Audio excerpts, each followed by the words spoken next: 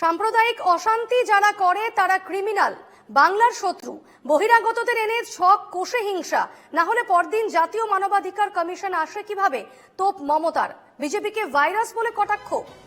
আমরা আবারও কথা বলবো, রয়েছেন প্রতিনিধি রণজয় মুখোপাধ্যায়। তবে তার আগে ঠিক কি বলেছেন মুখ্যমন্ত্রী একবার শুনে নেব।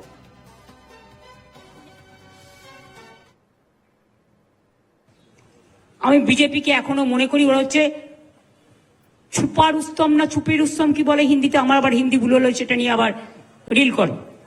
তো এখন যদি আমি ওদের জিজ্ঞেস করি পর্দা কা পৈছে মে কিয়া হ্যায়, এটা কিন্তু গান, আমার কথা নয়। আমি যদি ওদের জিজ্ঞেস করি who are the huffing puffing dragons and who are the heavy loaded virus who are creating always communal tensions and selling the country instead of doing the communal violence, please take care about the border. আমি ফিরবো, আমার সঙ্গে রয়েছেন রণজয়। রণজয়, বিজেপিকে রীতিমতো virus বলে কটাক্ষ করছেন মুখ্যমন্ত্রী।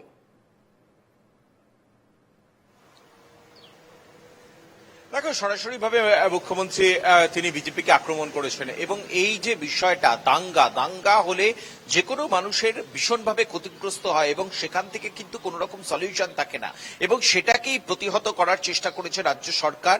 এবং যখন তিনি এখান থেকে উড়ে যাচ্ছেন কলকাতা থেকে, সেই সময় মমতা বন্দ্যোপাধ্যায় বলেছেন যে মুর্শিদাবাদে শান্তি প্রতিষ্ঠিত হয়েছে এবং তিনি যে যাচ্ছেন সেটা হচ্ছে সেখানকার মানুষকে কনফিডেন্স দেওয়ার জন্য মুখ্যমন্ত্রী যাচ্ছেন। এবং এই জায়গা থেকে সরাসরি ভাবে কেন্দ্রীয় শাসক দল তারা দাঙ্গাতে উস্কানি দিচ্ছে, তারা দাঙ্গাতে মদদ দিচ্ছে এবং বিজেপির যারা প্রদেশ নেতৃত্ব রয়েছেন তাদের নাম না করেও তাদের উস্কানিমূলক যে মন্তব্য, সেই মন্তব্যে দাঙ্গার ক্ষেত্রে কিন্তু তারা আগুনে ঘি ঢালছেন।